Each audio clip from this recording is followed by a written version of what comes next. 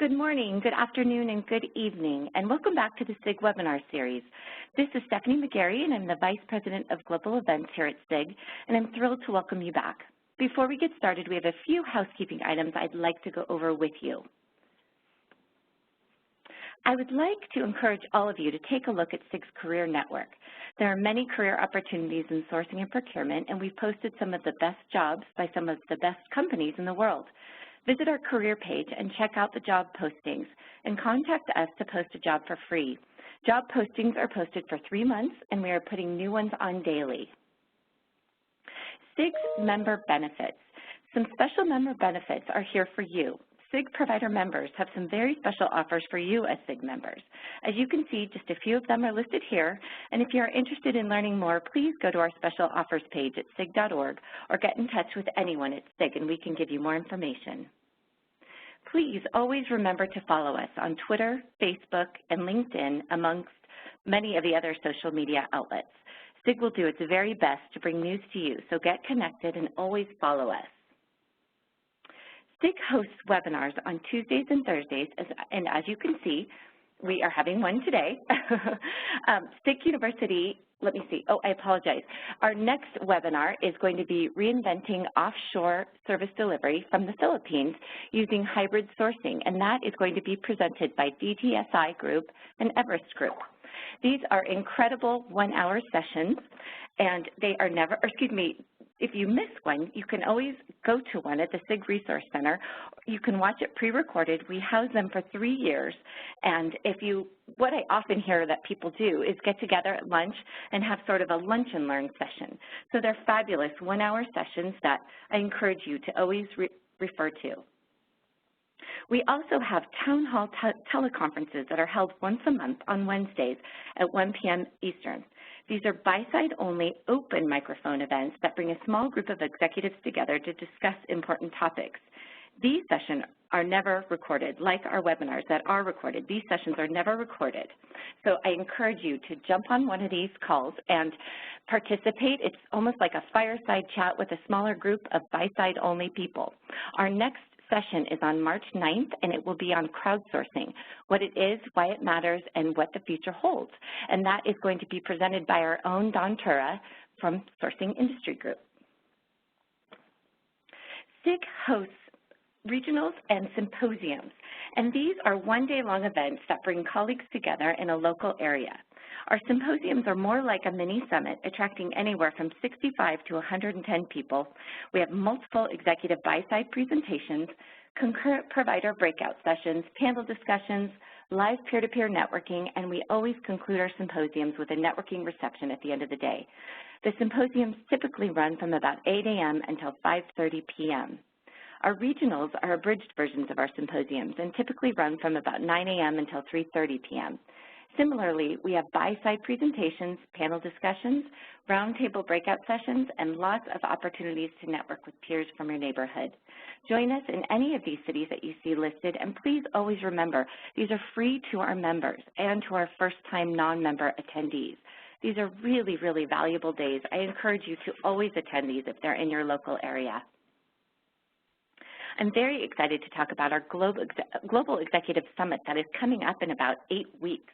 We will be in Orlando, Florida, and we'll have 3 very full days of events, 50 breakout sessions, multiple keynotes, entertainment, and lots of networking for you. Our days run from about 7:30 a.m. until 10 p.m., so you leave these 3 days having greatly increased your Rolodex. Our summits are always non-commercial in nature, are a 70% buy-side 30% sell-side ratio, and typically attract upwards of about 400 people. SIG University is an offering that I want to talk to you about a little bit about today. It's an online curriculum offered to people of all levels in their sourcing careers who seek training opportunities. Each certification level consists of modules with interactive lessons, unit assessments, and a final proctored exam. The curriculum is created by CPOs in academia in order to put students into real-world sourcing situations. Each certification is valid for 5 years, and if you're interested in providing input, please let any of us know. And finally, I want to talk to you a little bit about our SIG Student Talent Outreach Program. This program was designed to find tomorrow's supply chain professionals today while students are still honing their skills and learning about the industry. The program exposes students to sourcing and outsourcing executives through thought leadership, best practices, online content. They get to attend networking events, virtual education, et cetera, et cetera. It's a really valuable program. We kicked it off a couple summits ago, and each summit we've been growing and growing. So it's been just such a great program for these students and for the companies in attendance to meet some of the new talent up and coming. So with that, I'd like to get our presentation going, and I'm very, very excited to introduce Brett Miller. Brett is a seasoned strategic sourcing professional with a certified purchasing manager certification, MBA in operations management, and over 20 years of leadership in manufacturing, retail, services, and consulting environments. He has a successful track record in delivering procurement transformation, enhancing supplier performance management, and optimizing source-to-pay operations as both an individual contributor and a manager of the sourcing teams. I'm also very excited to introduce David Gonzalez. David is a program manager with the Denali Group. He started with the Denali as a sourcing manager, managing strategic projects involving HR and facilities for banking clients. He later transitioned into a more senior role, and currently, as a global program manager, David is responsible for managing sourcing teams in the U.S., Europe, Latin America, and Asia to executive sourcing and contracting projects. Welcome, both of you, and thank you so much for being here. I'm very excited to hear your presentation today. Excellent. Thanks, Stephanie. This is Brett Miller with Nike. Thank you for the introduction. We'll go ahead and get started right into the presentation here. So this is the agenda for today. I'm going to be talking to the first couple items on here, the Nike overview and the procurement section. The Nike overview, I'm going to try to give you, Nike is obviously a pretty well-known brand, but I'm going to try to give you some additional information that maybe you didn't know about Nike, and also how Nike is organized and some of the immediate goals that Nike has in the future. I'll also talk about the group that I work in, which is the procurement organization, which is the main strategic sourcing group in Nike, and I'll talk a little bit about our values and how we're organized. And then the third section, I'll turn over to Dave Gonzalez, who's with me here, and he will actually talk about the Sourcing Execution Center that we have built here with a lot of help from Denali that has really helped us elevate our performance. So that's basically the agenda for today. Okay. So we'll talk a little bit about Nike. So most people don't realize Nike's been around actually a long time. Most people kind of think of Nike starting back in the 80s with the Jordan brand, or maybe in the 90s with Tiger Woods, but actually the company goes back over 50 years. We have our global headquarters in Beaverton, Oregon, just outside of Portland, and the company was actually called Blue Ribbon Sports. And so the picture we have here is Bill Bowerman on the left and Phil Knight on the right, and they basically were the co-founders of the company. So they basically kicked in $500 each to start the company back in 1964, and again, it was known as Blue Ribbon Sports. And for most of the 60s and early 70s, Nike was actually, Blue Ribbon Sports was actually a distributor of shoes. One of the keynote, one of the key milestones in the company was in 1970, Bill Bowerman, the gentleman on the left, he was a track coach at the University of Oregon when Phil Knight was there. He actually took a waffle from his wife and poured liquid urethane in it to make a waffle sole, which basically became the waffle trainer shoe in 1974. It was actually the best-selling shoe Nike had at the time. And one of the other key turning points in Nike, and a rather tragic one, was Steve Prefontaine, who was a very famous long-distance runner at the University of Oregon. He died when he was 24 years old in 1975, and at the time he actually held 7 American long-distance records, and he was the first world-class athlete to wear Nike products. So that's a little bit about some of the early history of Nike, and they say a lot of the DNA of the company comes from these 3 people: Phil Knight, Bill Bowerman, and Steve Prefontaine. This is Nike's mission statement, which I really like. It's to bring inspiration and innovation to every athlete in the world. And you'll notice there's an asterisk there, and that basically says, if you have a body, you are an athlete. And I like this because it really, it's very motivational, and it basically inspires people to be the athletes that they want to be. So love the mission statement. That's what Nike has. That is an incredible mission statement, Brett. I love that. No, I like it too. I mean, it's not. A lot of companies have mission statements that are more, sell more product or goods and services. This one is really to bring inspiration, and you notice that innovation is in there as well, and that's definitely part of the Nike DNA here, is to never be satisfied and to always innovate. So next, I want to talk a little bit about Nike as a growth company. So Nike's been just going through an amazing transformation the last few years. I've been at Nike almost 6 years now, started in 2010, and when I started, Nike sales were about $19–20 billion a year globally. This recent fiscal year, we're at $30 billion for 2015, and our CEO is basically told, our CEO, Mark Parker, has basically told Wall Street that we're going to hit $50 billion by 2020.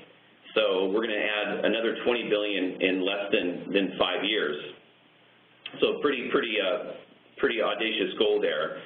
Where that growth is going to happen is in a lot of different areas. One of them is in women's running and women's training. Most of the goods and services that Nike sells is still geared toward men, but the women's market is actually faster growing. And so there's also more of a fashion aspect to the products as well. So that's a huge area for opportunity.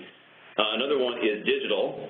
Nike does about $1 billion in sales annually through our Nike.com website, which has gone through a lot of changes and a lot of improvements the last few years.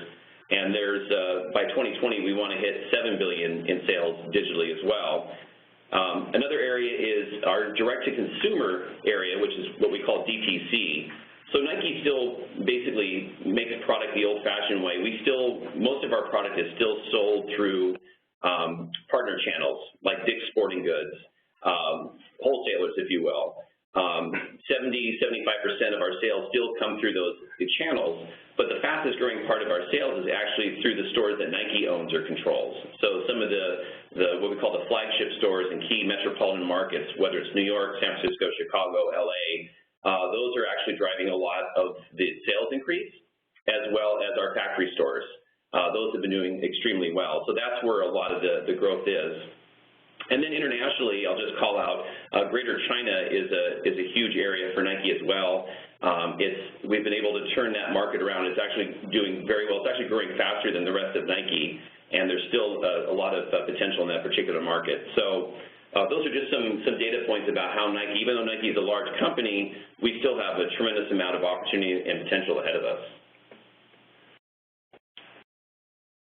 This slide here talks about some of the categories. So these are basically taken from our fiscal year 15 numbers here.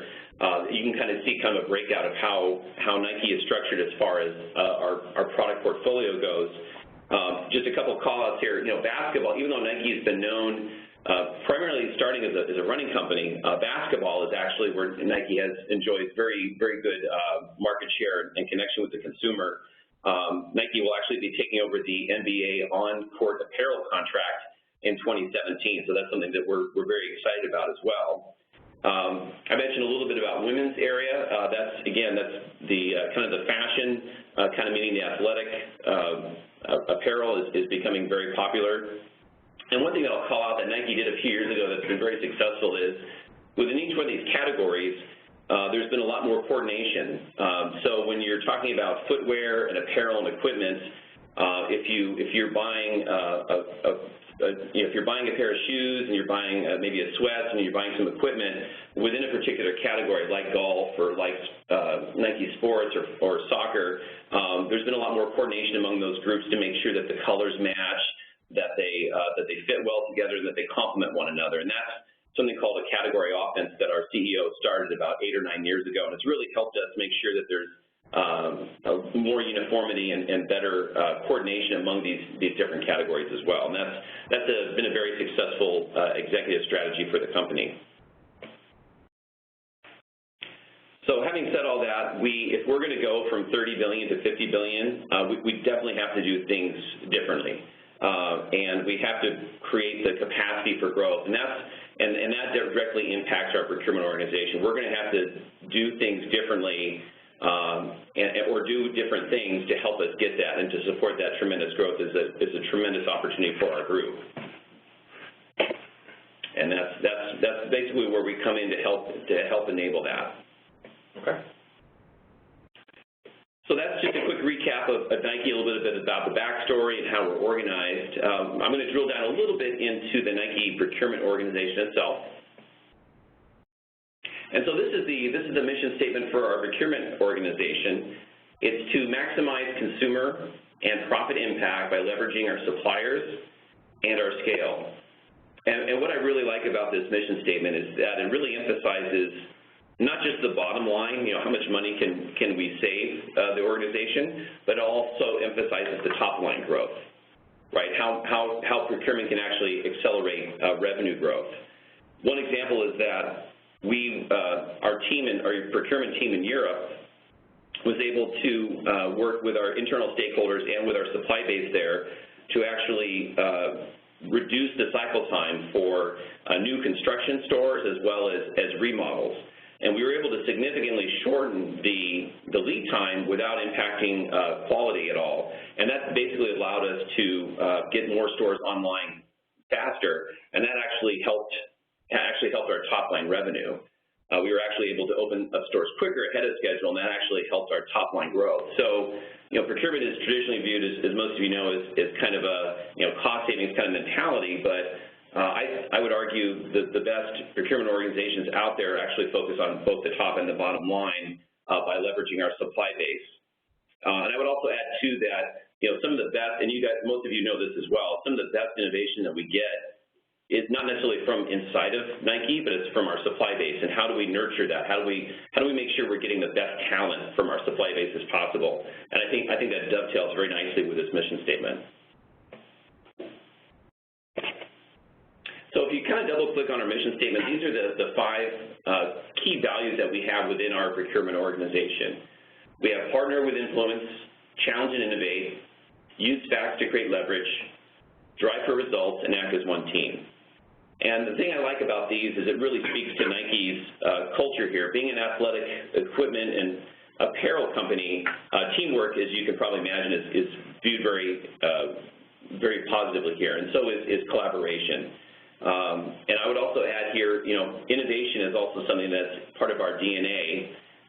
It's in our Nike mission statement, and it also permeates throughout the organization. So it doesn't matter if you're in procurement or if you're in human resources or finance, or if you're doing the landscaping on our campus, if you can find new ways or can innovate new ways, that's highly encouraged. Innovation is not necessarily restricted to just the shoe designers. It really does permeate throughout the culture, which I really like. It makes people feel bought into the culture.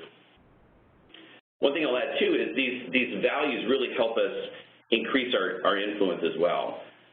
If we can get involved earlier in projects, when they're still in the planning stage or when they're in the strategic kickoff stage, we're able to drive a lot more value, right? So if you hear about projects as they're about ready to be closed, or if they're handed off pretty late in the process to your sourcing or procurement organization, obviously there's not a whole lot you can do to drive value, as opposed to if you're involved early in the process and you have some influence over the scope and who the supply base could be and some of the ideas, you're going to drive a lot more value. And we feel these 5 values here really help us, at the end of the day, increase our influence. Brett, one thing I'd like to point out, as an outsider, one of the things that I came into Nike and noticed right away is it's very much a non-mandate environment. So it is really important that when you go to stakeholders with solutions, that you have really thought through the best solutions. Otherwise, they're not going to jump on board and support what you're doing. So mandates are not something that happen at Nike. It's all about innovation. It's all about having solid solutions that people will get behind and support. I think that's a really important part of your guys' values. Yeah, absolutely, and it's the challenges of working at a company whose motto is "just do it" is it does sometimes encourage maverick behavior, but we've been able to get out in front of that by using these values, and like Dave said, in a non-mandated environment, we want people to come to procurement and sourcing because they want to, not because they have to, or someone tells them that they have to, right? We want to create more of a pull for our services as opposed to us, pushing out onto people. And we find that it's a little bit harder to implement, but once you do it, I think it drives a lot more value. This slide here just shows the categories that we have within our procurement group here. I won't go through all, but they're basically, you can basically categorize most of them in two large buckets. One is the direct side and the indirect side. So the indirect side, things like IT, retail, marketing, and then the direct side, which is more related to our products. So it could be the materials that we buy for our products, how they get shipped as well. So those are kind of the two general classifications that we have. When I started here at Nike, we only were focused on indirect areas or indirect categories. We didn't have a direct procurement organization. It's only been in the last probably 3 years that we've been building a direct procurement organization that is looking at the materials. Also, we're getting more involved in the actual equipment used to make our shoes and apparel in our factories, and also kind of working up the supply chain. So not just concerned about buying finished goods from our factories, but also going to their suppliers and their suppliers' suppliers to see how they procure and how they source the materials that go into our products. So that's probably been I'd say the fastest growing part of our organization is that direct material side of it as well, because that's where most of Nike's spend actually is in that area. The middle part is we have a kind of strategy and capabilities group. That's the group that I'm part of, and that basically supports all the different categories here. So whether it's doing supplier performance reviews, or helping set sourcing strategies, or sourcing execution, which is what we're talking about today, process excellence, those are capabilities that support the entire group. And so there's a very well-established group that supports all those categories. And then lastly, at the bottom, we have become much more of a global team. So when I started, we were mostly North America and Europe only.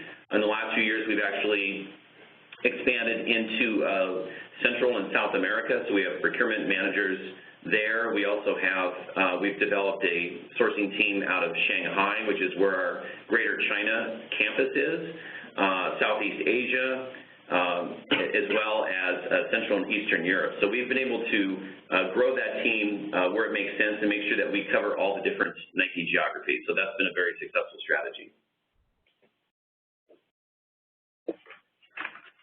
So to kind of summarize the procurement part of the presentation here, these are kind of the three things that we view ourselves. We're seamless, we're architects, and we're experts. And what we mean by seamless is procurement here has become viewed as an extension of the business, which is what we want. We don't want there to be an us versus them when we're working with our stakeholders. We want them to view us as just an extension of their group to help them drive the most value for the company. And you can do that by following our values.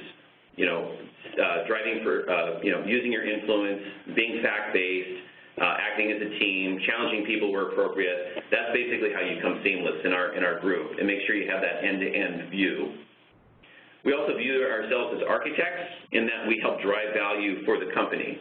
And obviously, the main metric we use is cost savings. There's hard and cost savings as well.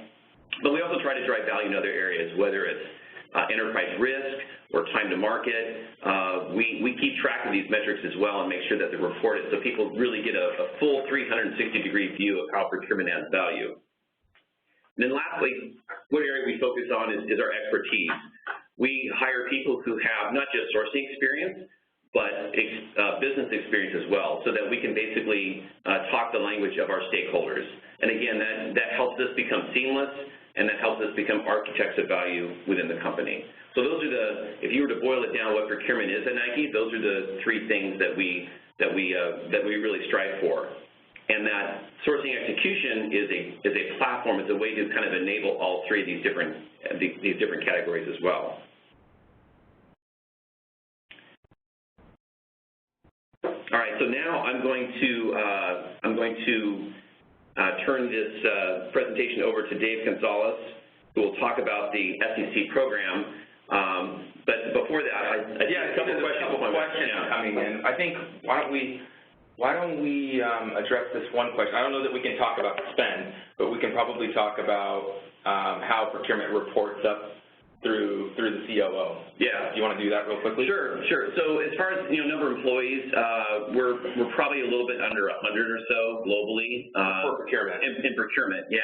And like I said, that number's grown quite a bit over the last 2 years. We basically report up to we don't really have a chief procurement officer per se. We do roll up to a VP person who reports to our chief operating officer, who is Eric Sprunk.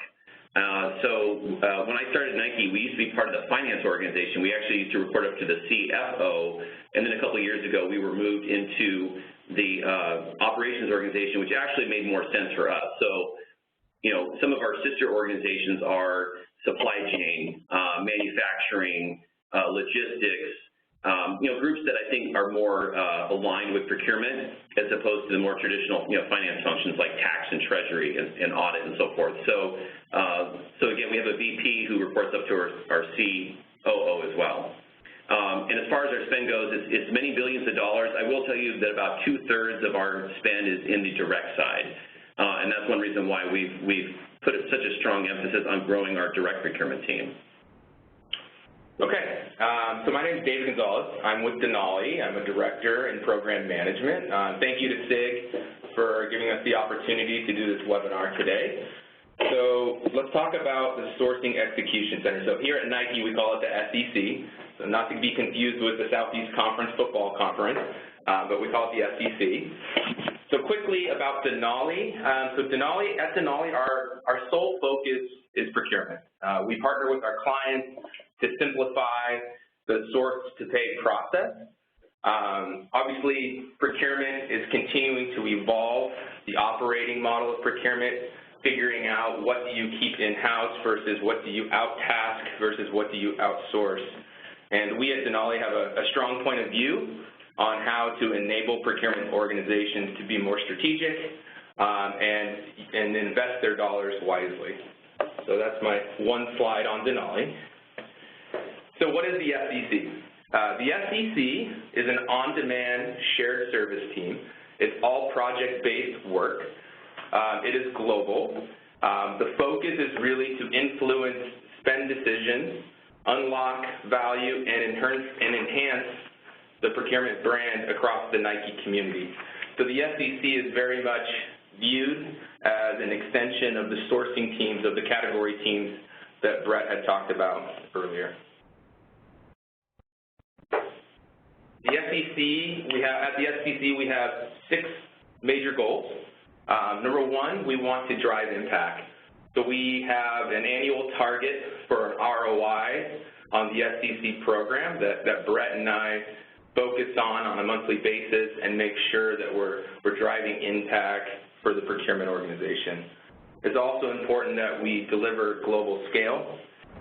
We have, and you'll see later, we have a slide that talks about this. The SEC is set up to support all procurement teams in all geographies across all categories. So it's important that we provide that. I would say number 3 is critical, especially at Nike, and that's really revolving around flexibility.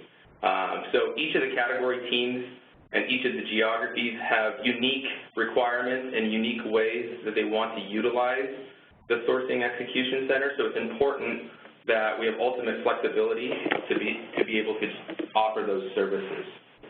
We want to be a one-stop shop for multiple services, not only for procurement stakeholders, but also for business stakeholders who need to come to procurement and gain assistance. So the SEC is seen as that one-stop shop. We want to be process experts. I think that's really important. We're not category experts. We're process experts. The idea is that if a business stakeholder comes to us and needs end-to-end sourcing support, that we're able to provide that. If we need the category expertise, we will turn to the category teams to get that insights and that intel. That's considered a strategic part of what Nike Procurement wants to manage. It's also important that we integrate with the business. So the SEC is comprised of multiple resource models, Denali being a part of that. There's also other ETWs who are a part of that. And it's important that when we're integrate with the business, it's all just seen as Nike procurement. That's an important piece of what we're trying to do. And then the last piece is the SEC is seen as the technology experts when it comes to procurement technology. So if e-sourcing is required, if auctions are required, the teams come to the SEC to gather that support. Also, Nike's legal department has rolled out some new contract management systems in recent years, and the SEC helps support routing of those contracts through the new system. Are there some questions that have come in? Did we want to? Yes, actually, let me jump in and ask one, and then we can continue on with the SEC presentation. But if I can ask, what is Nike's approach to financially measure the impact of risk reduction or time to market?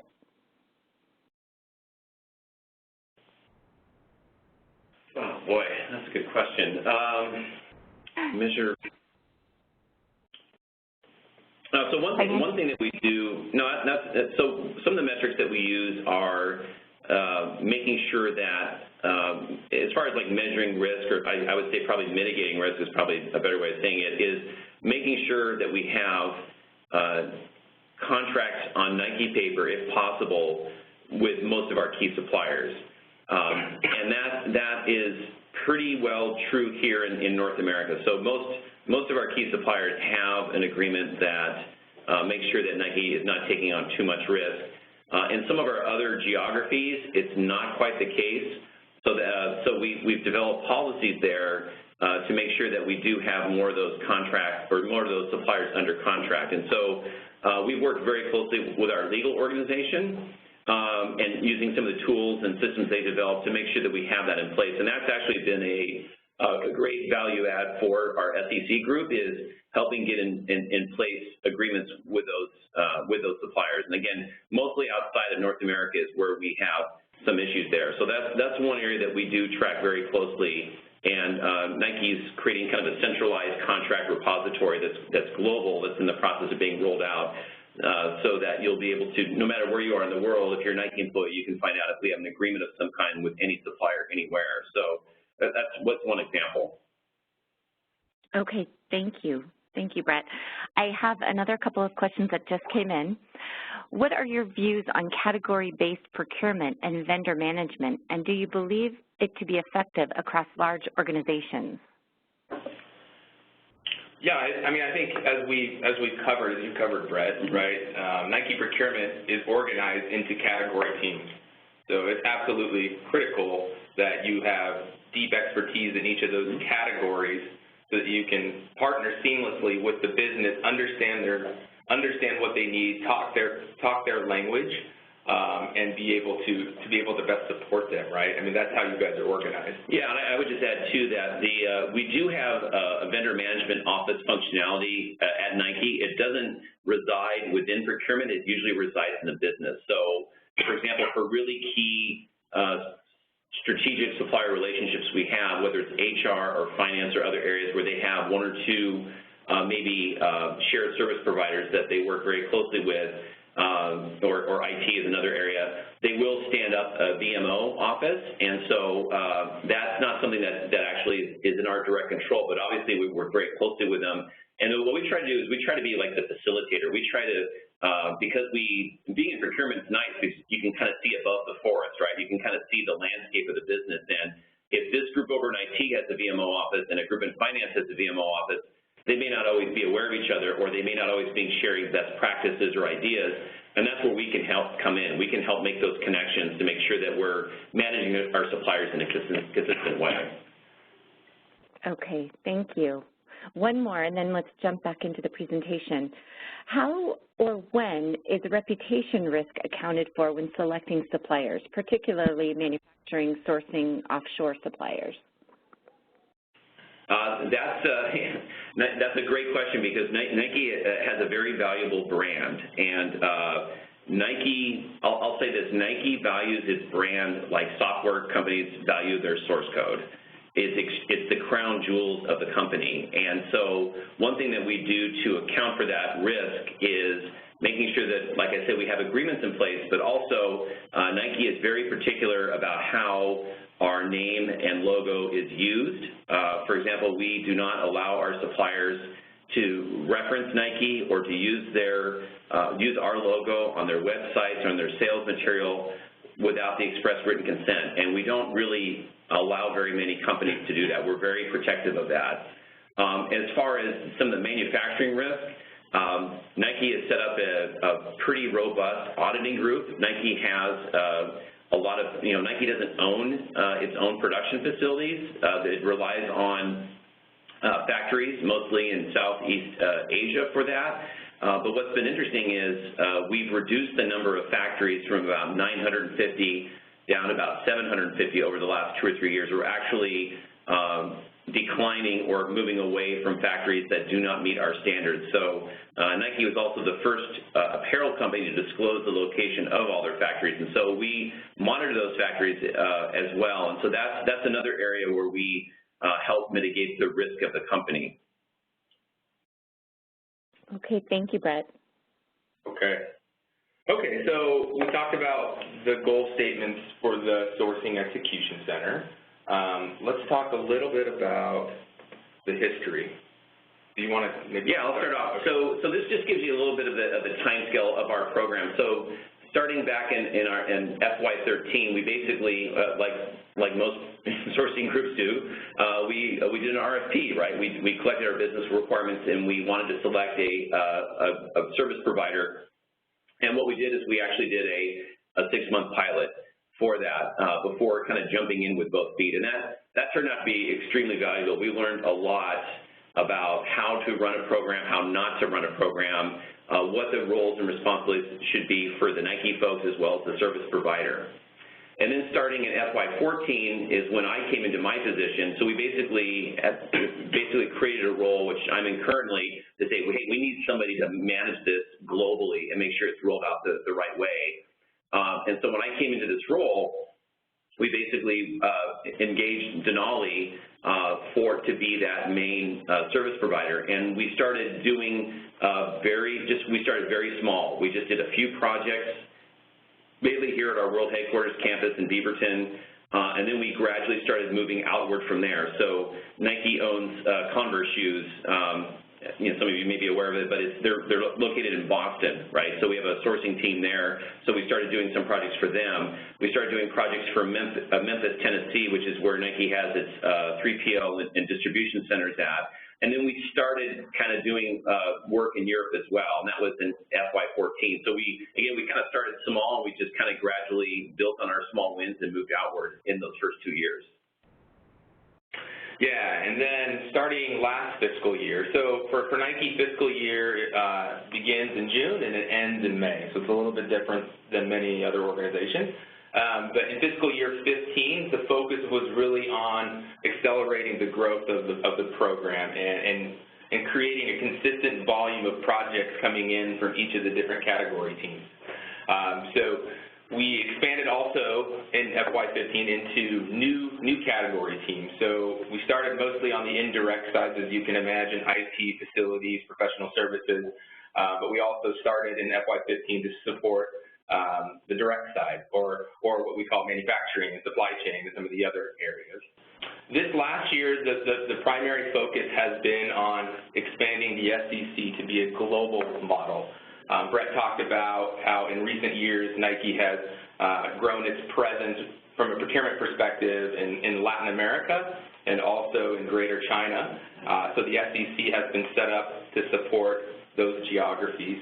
So we're really focused on making sure that we stabilize the program globally and that each of the procurement teams are able to tap into the SEC where it makes sense. So that's our focus right now as we're entering Q4 of FY16. Yeah, one of the questions that came in talked about service level agreements and credits, and I'll just address that. Yes, we do. For some of our key suppliers, we do have SLAs. We obviously work very closely with the business on that. I would say there that sometimes the SLAs do involve credits. Or some kind of incentive to make sure the service is up and running. But before we do that, though, we want to make sure that we have a way of measuring that, right? Like I mentioned, Nike is when it comes to VMO or kind of post-contract support, procurement is not as involved in that. That tends to be more of a federated model where we have VMO offices kind of spread throughout the company, like I mentioned before. If that VMO office has the tools and resources to monitor service level agreements, absolutely, we'll work that into the contract. We'll work with that VMO office to do it to make sure that those are being applied. Because as most of you know, it's one thing to put a service level in a contract. It's quite another to actually follow through on that and watch it very closely and make sure that you're escalating issues as they come up. So that's something we do, not for every contract, but for those key suppliers and where we have the resources in place to monitor that, we do watch that very closely. Okay, so the SEC is global. We are set up in each of the geographies to support Nike's global business. For North America, that comprises Beaverton, Boston, and Memphis, as Brett talked about, and then also Guadalajara, Mexico, Sao Paulo, Brazil, and then Buenos Aires, Argentina for SOCO. So we're focused on providing a global program. I think something important to call out that's unique to this model is it's a hybrid model, which includes on-site and off-site support. So we at Denali have resources who are on-site at each of the major offices that Nike has where the procurement teams sit, and then we have delivery centers that are off-site to be able to provide support for the projects that are needed. And that's how we get after being able to provide a global program. Okay. And then one of the questions we saw that came in was currency fluctuations and are they being monitored? They are, and so one thing we do is we work very closely with our finance team to make sure that we get regular currency conversions on a pretty regular basis. The finance team will set it for a certain period of time, and then any cost savings we have, hard or soft in a particular geography, we'll convert those back to U.S. dollars. So yes, we do use currency there, and then Nike has a trading company as well that kind of helps with that foreign exchange arbitrage. Yeah, that's a great point. I think as we think about even the SEC and how we record savings on a global basis. Eventually, everything comes back into U.S. dollars, right. But in each of the geographies, we work with the local currency, and then we use the exchange rate conversion that is set by Nike Finance to be able to calculate those cost savings. Okay. So I mentioned earlier when we were introducing the SEC that it's an on-demand shared service team. It is all project-based work. So this slide gives you some visibility into how we define the different types of projects. And this methodology aligns with how the sourcing managers at Nike also classify their portfolio of projects. So we have Tier 1 projects, which are considered complex in nature. They typically have a very large spend. They have high business risk. They will require extensive work. They are typically multi-phase sourcing projects, so they'll start as a more exploratory opportunity assessment and then eventually go through the traditional sourcing steps. They tend to have lengthy negotiation strategies. In general, Nike Procurement keeps these projects in-house. Their sourcing managers will run Tier 1 projects. We at Denali will augment them in certain categories where we can bring the expertise. But by and large, the way that the model is set up is that these are the strategic projects that Nike really wants to own. Tier 2 and Tier 3 projects are really the sweet spot of the SEC. These are projects where the dollar size is large enough that it still needs to go through the rigors of the 7-step sourcing process, but Nike Procurement doesn't have the bandwidth, it doesn't have the resources to support all of that work. And so the SEC has become an extension of their team to be able to still get after that work, drive an impact, partner with the business, and deliver results. So you can see here how we look at that. So for a Tier 2, it tends to be more at the medium spend level, less risk involved. There's still going to be contracting. There's still going to be negotiation, but it's just not at the same level as a Tier 1. for a quick bid at Tier 3, we still want to go through sourcing. We still want to competitively bid out that work, but it tends to be low dollars, low risk, and we can move at a much faster pace. And then Tier 4 really is a catch-all for a lot of those requests you get from your business stakeholders who need procurement but really don't know what they need, and they tend to need to be redirected to other areas. And so we do a lot of contract execution type work, falls into that Tier 4 bucket. But it's important, I think, for those organizations out there that are looking at their procurement operating model and trying, everyone is resource constrained. Everyone has too much work. Everyone would like to be more strategic. I think it's really important that you think about how do you change your operating model such that you can take what you think is strategic and focus on it, and you can enable the rest of what needs to get done through a project-based program such as the SEC.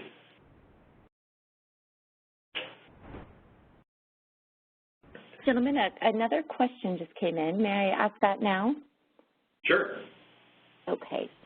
Let's see. It says, I am sure Nike supports e-sourcing, example, e-auction, et cetera. If yes, did they face any sort of challenges when they started using the e-method? 1 or 2 scenarios would be very helpful. Yeah, so we do use reverse auctions, and we do have tools to facilitate it. I'd say we probably should. I would love to see us use more of it. I don't think we use it to its full extent. Having said that, though, we've had some really good successes, especially in the material space. So, like I mentioned, most of Nike's spend is on the material side. So think of things like canvas or cotton or polymers or EVA, items that actually go into our apparel and footwear.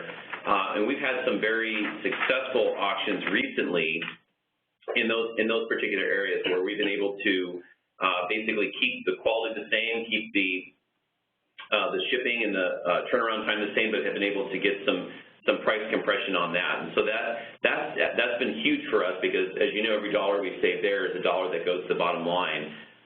We've also had some success using reverse auctions in areas that you typically wouldn't associate with, like in our marketing and some of our agency work as well. And that took a while, but we were able to do some reverse auctions in the marketing agency space that was able to demonstrate some real-time value there as well. So I would say more on the direct side it's been more successful, and we've had good success on indirect side, but direct is where we're really trying to amplify that kind of process. Yeah, and I would just add to that the Sourcing Execution Center is definitely looked at as the team to come to for auction support, for e-sourcing support. That's definitely one of the core functions of the SEC. We've got a lot of questions coming in, but I think knowing that we're getting close to time, right now let's maybe just continue, and then we can try to address some of these questions sure. at the end. Yeah, I think we've just got a couple more slides left. Yeah, just a couple of slides. Okay. So wanted to give you guys a couple of examples of projects that the SEC has supported in the last fiscal year. So Brett mentioned that Converse is based in Boston, and they've recently opened a new headquarters in downtown Boston, a beautiful new building. So the SEC played a role in that. They partnered with the local sourcing manager to run a furniture bid. They needed to buy all new office furniture for the new store. That was an RFP process that was supported by the SEC. This was an example of a project where the Nike sourcing manager was the lead of this project, really owned the stakeholder relationship, and then SEC was the execution arm and did all the supplier management, all of the RFP analysis. And so it was one of those projects where you still have sourcing, you still have a sourcing manager involved, but a lot of the legwork is getting done by the SEC. The second project is an IT project here at WHQ campus. This is an example of a project where the SEC owned it from beginning to the end.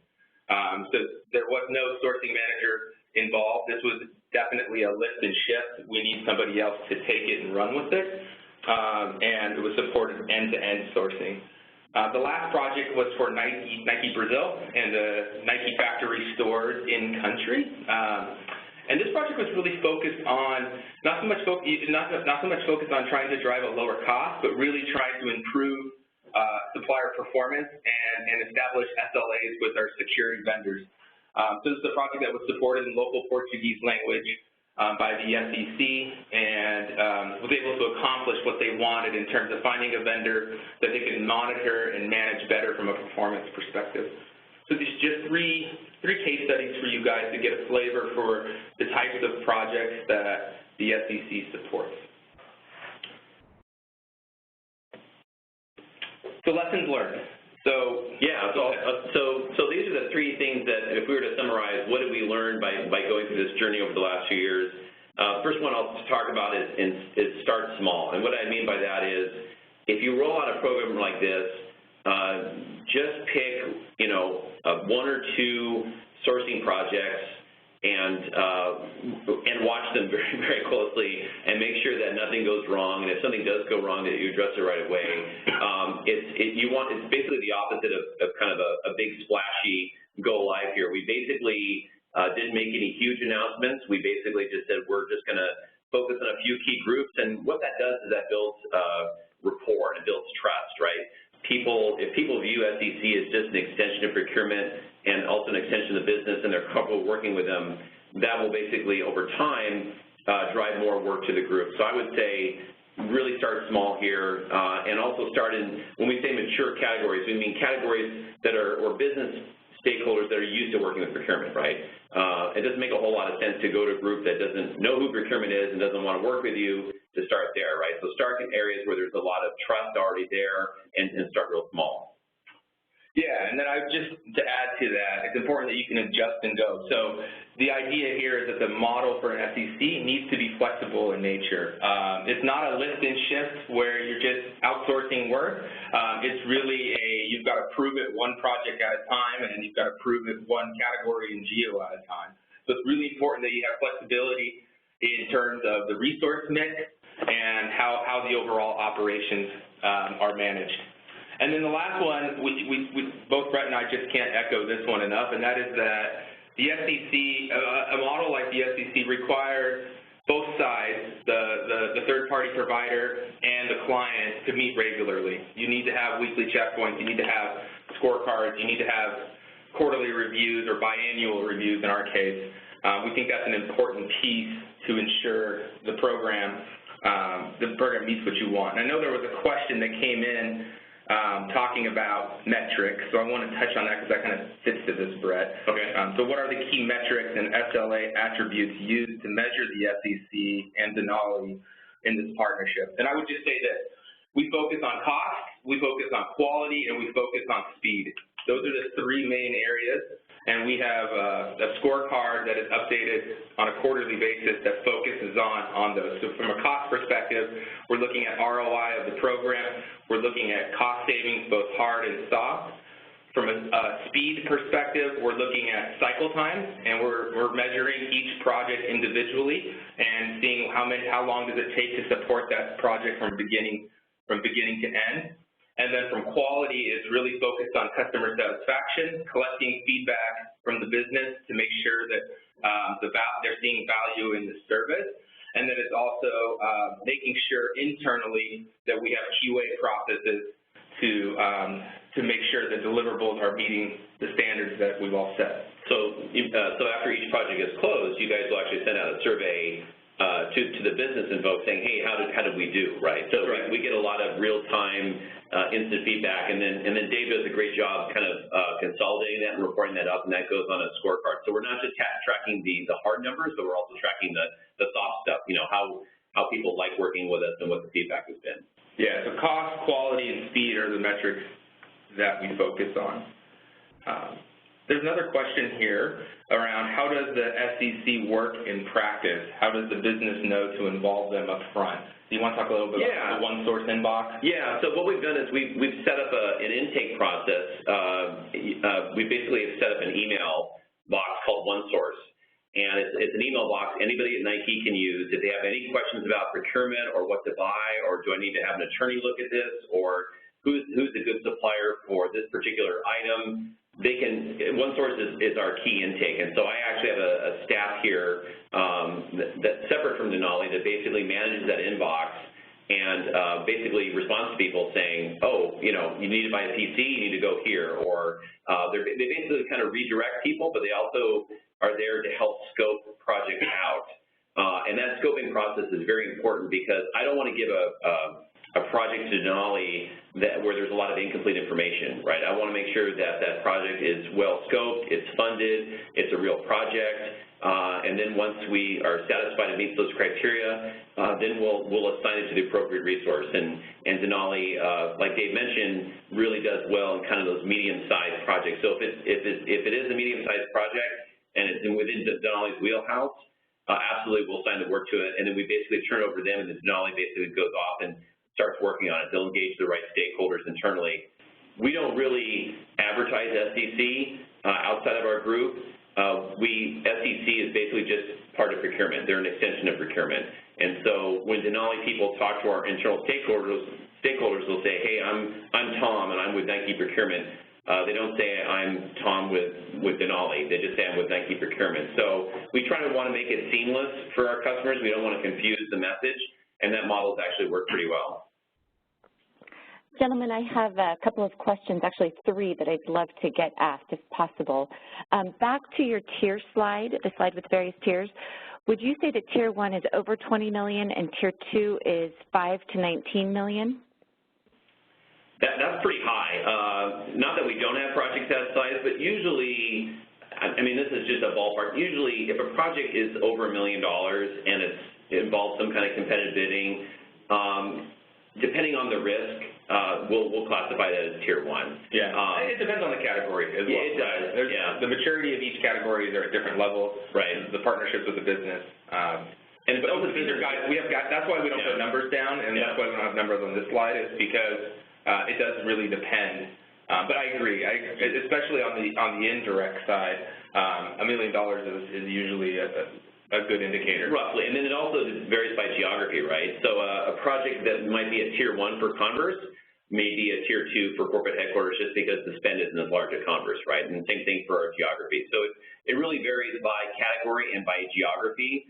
And like I said, we have ranges for those, and that's why we don't want to put like a hard and fast number because and a lot of it also depends on the risk. We could have a relatively small spend project that is very high risk, because if it touches Nike's intellectual property, or if it's brand impacting, or if it's consumer facing, you know, if it raises those kind of flags, then we may call it a Tier 1, even if the spend is relatively small. So we also look at risk as well as the spend threshold. Okay, thank you. Is your scope purely sourcing, or do you provide any other ITO or BPO advisory? I think that's a question for me. So our scope at Nike is definitely focused on sourcing services, but as Nike looks at the overall outsourcing landscape, we absolutely provide advisory support to that and have a point of view to help influence that. So lots of different organizations within Nike are constantly looking at their operating model, and we provide those advisory services. And also, Denali, I know for some of your clients, you do provide kind of end-to-end support, right? Correct. So we tend to use you more in the source-to-contract space. Yep. We don't ask you guys to create purchase orders, for example, for us, right? You're kind of involved in that contract sourcing project aspect of it, and that's what Dave was talking earlier about the hybrid model. So that works for us. And again, you cannot spell success without the letters S, E, and C. A little internal joke that I have here, just to kind of break the ice with people. I love it. One last question, and if in a minute or less you could summarize, but what advice could you provide to a company that is exploring a similar operating model, such as your SEC?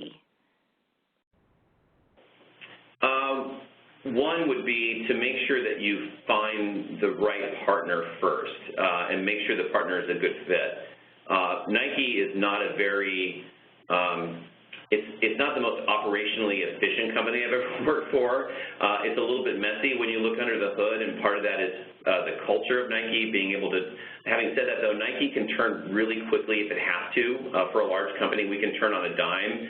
So I would say making sure that if you do hire a service provider like a Denali, make sure that they match your company culture, right, that they're a good fit. And that's something that Dave and I work on all the time. If Dave's going to bring in a resource to support Nike, we really are very careful who we add Dave's very careful who he adds to the Nike account. He wants to make sure there's a right cultural fit as well. That's extremely important.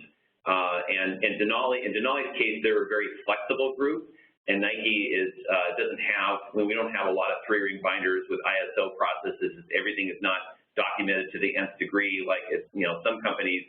We're in a pretty unregulated environment, so we don't have to have that level of discipline. So for us, Denali was a good fit cultural-wise. So I would say that's extremely important. It's making sure that you really do have a good partnership and that you complement one another. Yeah, and I would just add to that, like we mentioned, lessons learned for the SEC, right?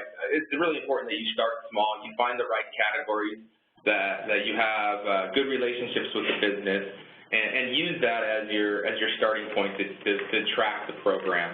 And then also, it's important that you're constantly meeting to make sure that expectations are being fulfilled. So, Brett and I are meeting every week, and we make sure that the program is running how we see fit. Wonderful. Well, gentlemen, thank you so much for today. It was such an informative session. Brett Miller, David Gonzalez, thank you once again. And if anybody on the line does have any additional questions, please feel free to reach out to any of us at SIG, and we can put you in touch with David and Brett. Also, remember that this webinar was recorded, and it will be on our SIG Resource Center tomorrow if you wanted to share it with some of your colleagues. So thank you very much, everybody. Thank you again, gentlemen, and I hope everyone has a wonderful day. Bye-bye.